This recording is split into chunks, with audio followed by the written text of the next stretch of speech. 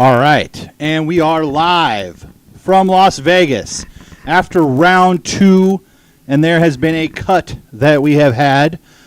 Welcome back to the D3 Golf Guys live show and podcast.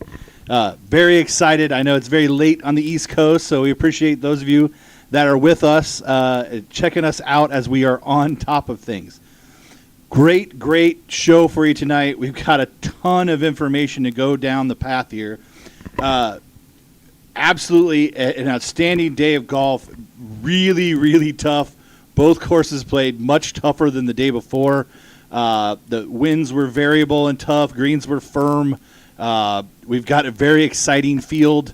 We'll go through all of that. But first, we have a very special guest. We have the current individual leader who has shot 66 and 70 back-to-back rounds. Didn't make his first bogey of the tournament till about his 28th hole of the tournament. Joining me tonight is from Oglethorpe University, Michael O'Sullivan. Michael, first of all, great playing. Absolutely phenomenal. 8 under after 2 rounds. Tell us, how you feeling after the first 2 days? I mean, honestly, I'm feeling pretty good. I mean, it's been kind of a grind with the heat and everything that's been going on. Difference in the courses, obviously, has been a factor. It seems like when you look at the scores. So honestly, feeling pretty good. Just trying to stay locked in. Just stay kind of patient with it. I mean, it is 4 days, so it's hard to kind of stay locked in for all 72 holes. So just trying to stay kind of even keel throughout the entire thing. Trying not to let the highs get too high and lows too low. Yeah, that's easy to do out there, especially with the temperatures and the wind and everything else. Did you feel like this was coming on as you kind of were preparing for nationals? And by the way, I know Michael. He's a fifth-year senior guy. Lots of guys have said, "Wow, that's great. We love seniors." But you've been to the national championships before. Coming in, did you feel like you had something kind of special ready to go? I mean, yeah, I think as a team we all did. I mean, not just speaking individually. I think we all felt pretty good coming in. I mean, for me in particular, I think that I put together some work right before the national championship that kind of really put me over the top to kind of get started early. Didn't finish conference off too well, so I just wanted to kind of come out, and it's my last show, so might as well make it a good one. Yes, and so far so good. That's 100% for sure there. Look, as we're getting into this thing, looking forward to the next 2 days, kind of what are your expectations? What are you seeing at the course as a player, that kind of stuff? I mean, I think that, like I said, like the tournament is playing hard, but you're still able to shoot good scores. I think if you're hitting the ball well, you're going to be able to put a really good round together. I think that you're going to see a couple guys go low. Might not be the same guys, but I think that everyone's got a couple rounds left in them. It is, the tournament kind of just started, honestly. So it's kind of good to have that one-shot lead going in, but those last 2 days it's going to be a battle. So I mean, it'll be exciting. Well, look, it's late even here on the West Coast. So, Michael, I'm not going to keep you a lot. Thank you for stopping by. I've got some parting gifts there. I got a couple of sleeves of D3 Golf Guys balls and a D3 Golf Guys T-shirt for you. Perfect. So we appreciate you coming on. Good luck for the rest of the way. Thank you. Appreciate it. No problem. All right, there is your halfway leader, Michael O'Sullivan from Oglethorpe University. So, he was kind enough to say, hey, I can come on, as I caught him right at the end of the round there today. But so there you go. 8 under par is currently leading on the individual side. On the team side, let's go really through the team side here for a second. So Redlands, who was a little bit of the surprise team yesterday, came out and shot even par at Legacy early in the morning today, and that has turned out to be a fabulous round because Legacy, as predicted, got really hard and really firm, really fast over there. Scores went well above where they were even the day before that. So they sit in first place. Second place, playing Boulder Creek today, Kenyon College. We talked about Kenyon winning their conference. They had been kind of in my mentions a little bit. Hey, we're really good. We've beaten these people, and look out, they are exactly what they have advertised. They've had 5 guys playing really well. A really great playing. They move up 4 spots to solo second at 11 under total. Methodist today at the Harder Golf Course, a pretty good 295 in just hard conditions. They come down to third, but they're right there, 3 shots back with 2 days to play. You'd be hard pressed to think Methodist is probably okay. They're in the last group going out, and they're used to being there. That'll be an important thing for them. They'll feel very comfortable in that space. So, they shot 271 the last time they played Boulder Creek. So, and we know they shot 266 there in the preview. So they really like that golf course. We'll see what they shoot tomorrow, but that's great. Carnegie Mellon, a really solid one under par round at Boulder Creek today. I was out there while Carnegie was out there. Winds just were really variable. Between your one guy and your 5 guy, you may have 3 different wind directions on any hole. But Carnegie goes out, shoots 1 under today, 7 under total, currently sitting in 4th place, up 2 spots. The biggest mover of the day is Schreiner University. They come out and shoot 280 today at Boulder Creek, an 8 under day that gets them to 4 under, up from 15 up to number 5 currently in nationals. Outstanding play today. They were one of the last teams off the course today and took advantage in very tough conditions out there. Emory had a tougher day over at Legacy, 302 today. They currently sit in 6th, still 2 under.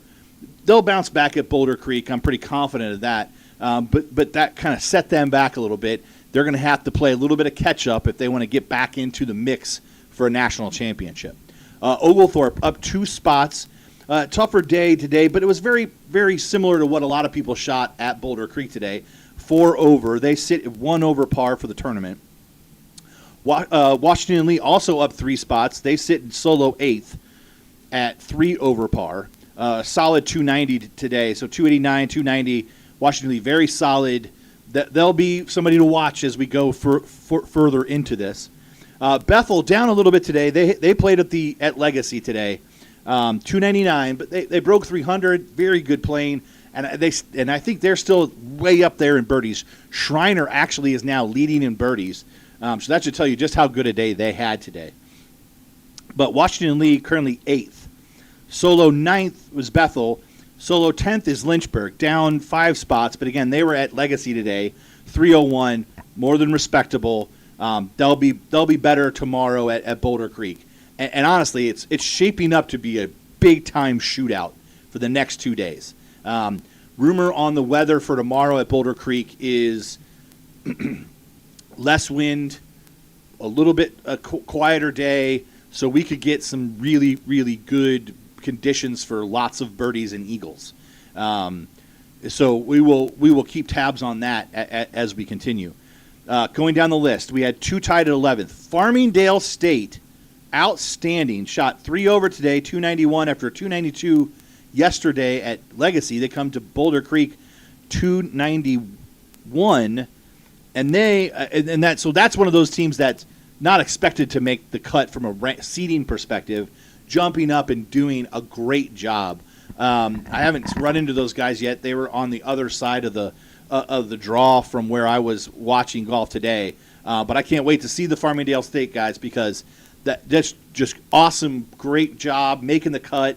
And they're poised to try to crack that top 10, which, look, in Division III, if you finish inside the top 10 in Nationals, you have had an outstanding year and week especially.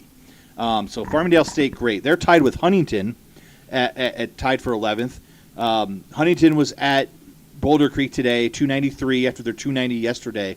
So good, solid round today, right there on the edge of the top 10. I know they want to be higher, but right there, solid. Tied for 13th, Illinois Wesleyan was over at Legacy today. Beat them up pretty good, 304, but they'll bounce back at tomorrow as we get in there. So that might be a team that kind of whipsaws a little bit with, I'm kind of looking at Emory kind of dropping down, Illinois Wesleyan dropping down. Expect them to kind of jump back up in the Boulder Creek conditions tomorrow. The Franklin and Marshall guys, doggone it, they keep shoving this thing right down my throat, and I love them for it. I saw them at the at the block party on Sunday, and I talked to them. I got them all D3 golf guys towels, and they come through and make the cut again, tied for 13th. They went 294 yesterday, 290 today. Outstanding over at Legacy, 290 at Legacy. They were off earlier, so they got a little bit out of the wind in the afternoon wave. Another great story, Whitman College, out of the Northwest Conference. Whitman, finally got into nationals. They make the cut. They're at 10 over. St. John's, Minnesota makes the cut. They're currently 16th. And then this is where the drama builds for, the men on the cut day, is that the top 18 teams make the cut, like we talked about. What was very close, down to the last putts on the last holes, where Claremont was at Legacy and Leaking Oil kind of inching back closer to the cut line. Wittenberg had been out early and had played very nicely, 4 under at Boulder Creek, and it kind of got into that 12 over number. And that seemed to kind of be the point of which you needed to kind of be at that if you wanted. And they were down 1 stroke with their number 1 guy to play 2 holes, and he made a bogey on the par 3 8th. And coming to 9, they knew he had to try to make eagle, and he hits the stick. Just awesome playing. Hits the stick and almost makes it for eagle to get a 3 for 2 playoff. Unfortunately, it doesn't go in.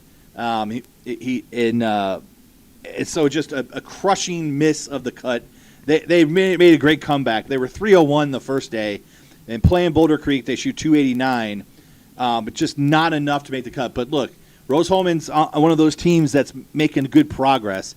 John Lester, their coach, I talked to him after the round, and he was, disappointed, but I could see in his face he knows they're doing the right things. And I had a chance to talk to him a little bit and said, hey, you guys are doing the right stuff. You're knocking on the door.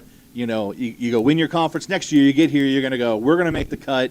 And then once you make the cut, then you start talking about the top 10. You start moving your goals up every year. So, unfortunately, Rose-Hulman is the first team out. Wittenberg and Claremont Mudscripts make up the top 18 teams. Looking through sort of the teams that we expected to be inside the top 18 who were not. First, Texas at Dallas finishes 20, just outside of it. A tough day today over at Legacy. They were they shoot 305 after the 290, 2 over par over at Boulder Creek the day before. So they miss out by 7 shots. Just a tough day. But remember, they were ranked 11th, so that would be one of the teams we would expect to be up there. But every year, look, some teams up there kind of fall down. The other teams, kind of when we look at the list, Sewanee, they 298 at Boulder Creek yesterday. That was a 10 over. That was when everybody else is shooting 10 under, that was a tough day. And then they go over to Legacy today and shoot 308. So they missed the cut. The other one was Aurora. Aurora was 3 under at Boulder Creek the day before, but they went to Legacy today and just, they just struggled with the conditions. They shot 318 to fall below the cut line. Everybody else kind of fell into their seedings a little bit more. Those were the ones that, when I looked at it, kind of said, oh, gosh, I expected them to kind of be up there contending, especially when, they were in good spot. I think Sewanee hurt themselves day 1. Day 2, Texas, Dallas, Aurora just didn't quite get it done to get inside that cut line. I hate that for those guys. A lot of guys over there that I like, and so they will be going home. Now, maybe not all of them, because we do have individuals that we have to talk about. Let's talk about the individual results, and then we'll show you how the individuals come through to who's going to continue playing as an individual to finish the competition. So on the player leaderboard, we obviously had the leader, Michael O'Sullivan from Oglethorpe. He's got a 1-shot lead over 3 different players. Jaden Kunar from Kenyon, and all players are 7 under. He went 69-68. Kenyon played at Boulder Creek today. Peyton Musina from Pennsylvania College of Technology. He's also 7 under, also 69-68. And then Jackson Klutznick from Emory, who went 64-73 today. But honestly, 73 at Legacy Day, still some good playing. It's, like I said, really tight leaderboard. And this is going to be a shootout on the individual side. There's going to be people from further down the list that are going to move way up too. So if you keep going down the list, Drew Hermesmeyer from Schreiner tied for 5th with Jonas De Leon, from Redlands, both 5 under.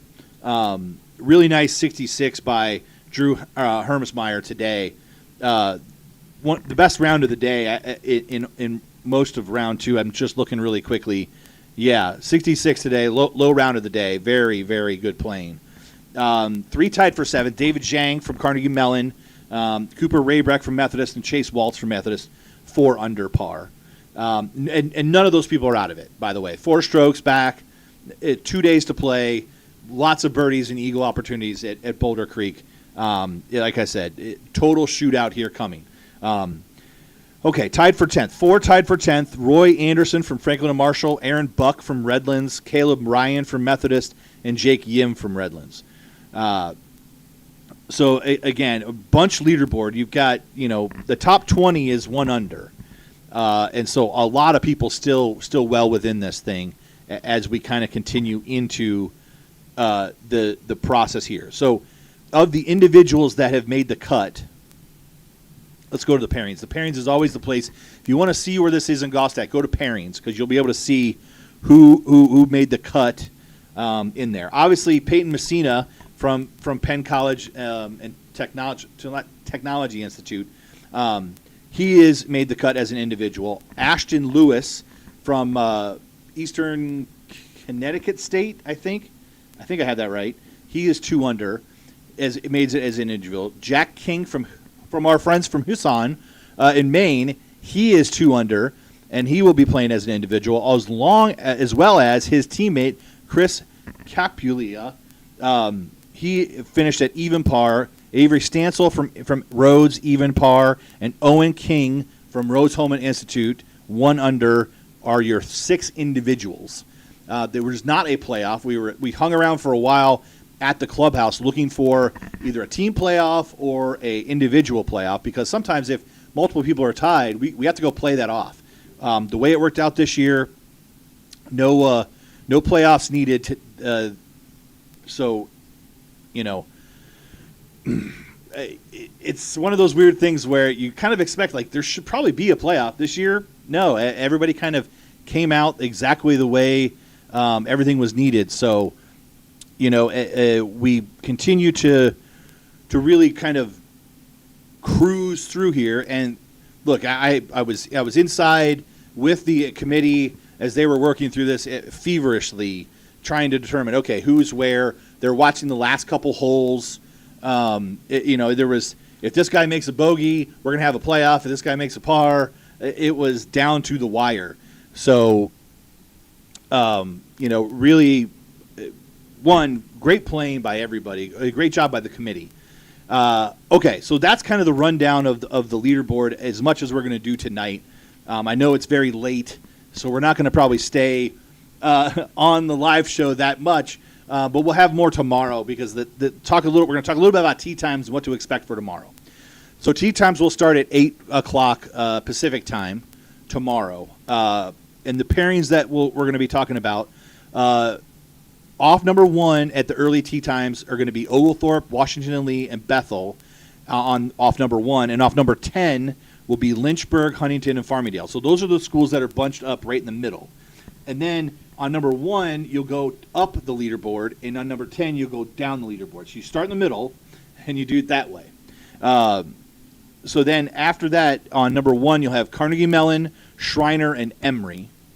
Then you'll have a pairing of the individuals. There will be a threesome of the top-ranked individuals right before the last 3 teams that will go out on number 1, which will be Redlands, Kenyon, and Methodist. And then as we keep going down off 10, after the first group, it'll be Illinois Wesleyan, Franklin and Marshall, and Whitman. Then the individual threesome. Then St. John's, Claremont Mud Scripps, and Wittenberg. So that'll be that. So that'll be your tee times for tomorrow. The good news is we should be done fairly early. We'll have a good live show. We'll try to get a lot more guests on. But with where everything finished and everybody waiting around for the potential of a playoff, just not a lot of time to get a bunch of interviews and everything else as we kind of go through the process of building our media empire here. But a special shout out to the gang at the NCAA and here at the committee. We requested a media pass. They gave us a media pass, so we were walking around. We were ready to go, ready to film every playoff thing and bring you a video of that. But unfortunately, we did not get to bring you that exciting footage. So hoping to be able to do a little bit of that at the end of the round on Friday if we can. Depends on where I am on the golf course and how we kind of get to that spot. But we will try to bring you the award show live, and we will do another live show tomorrow night, which I'm hoping to get to be guest heavy as we go through this. Other things that we need to touch on. Like I said, weather for tomorrow should be more calm, which is going to promote much lower scoring.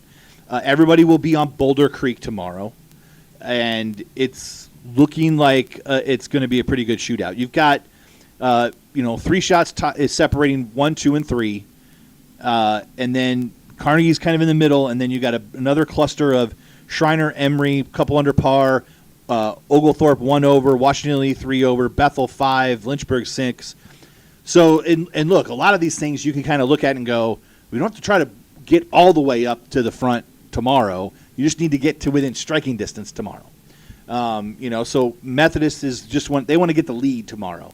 Carnegie wants to get probably within a couple shots of the leader tomorrow. The Oglethorpe guys probably want to get within a couple of shots of third or fourth place, right? So you're trying to jockey for that position to play well, but get yourself kind of continue up the rankings so you're in good position where you want to achieve your success. So we'll keep a good eye on everything as we go through this process for tomorrow. But very exciting day. Just the wind was howling, but look, there's still a lot of birdies that were made out there today across the board. And a couple eagles. I saw a couple people chip in and do some cool stuff, which is very exciting. Okay.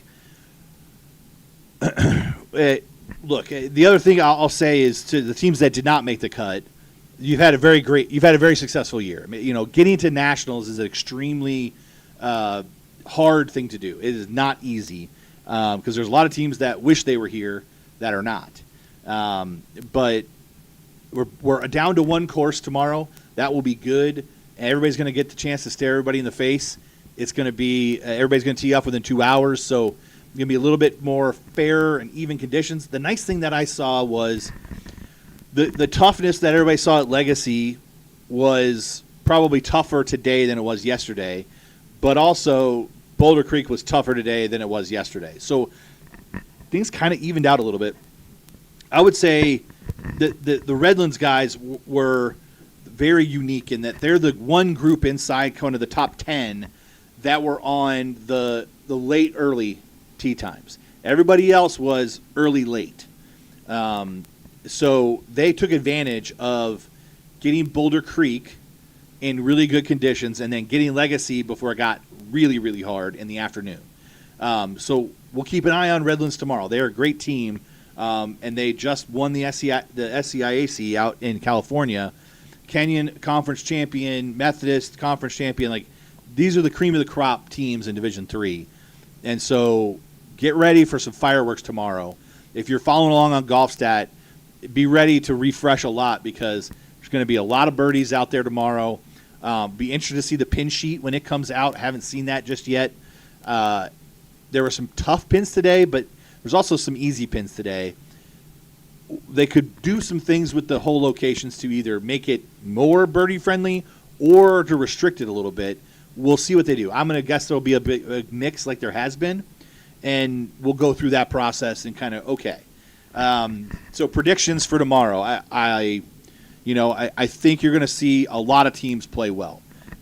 We could see a team. I could say we could see another 15 plus under tomorrow. If it really lays down and the teams are all teeing off early, you could see a 15 to 20 under par round come in there, which tells you if a Washington Lee goes out and does that, nobody else really does it. They're right up there. They're in the show. So that will be the test tomorrow. The greens are absolutely rolling great out there. The condition of the golf course is fabulous at Boulder Creek. There's going to be a much more fairer test, I would say, today or tomorrow than maybe even today was on either golf course, but especially at Legacy. I just heard about balls bouncing and going, and just hard time trying to stop balls, which we predicted. We predicted here on the live show last night that if you were watching, you kind of heard us say Legacy's going to bake out. The guys who went crazy low in Boulder Creek had their hands full. Played out about how we thought they would. All right, so with that, we are going to close out this live show. But again, if you haven't had a chance to go to our website, D3 Golf Guides, we've got links to affiliates. You can buy merch through our TeePublic site if you're liking T-shirts and things like that. Pillows. I know some of the girls teams have ordered pillows for the D3 Golf Guys. So we've got all our merch there if you're looking for that. Also, we're going to be around on the golf course after the round a little bit, but also tomorrow we're going to really want some more guests. So coaches, players, if you're interested in coming on the podcast live show tonight, tomorrow, great. Come on, let us know. We want to talk to you. I want to hear about your round and kind of your year as well. So with that, we will say, head up straight. Cheers.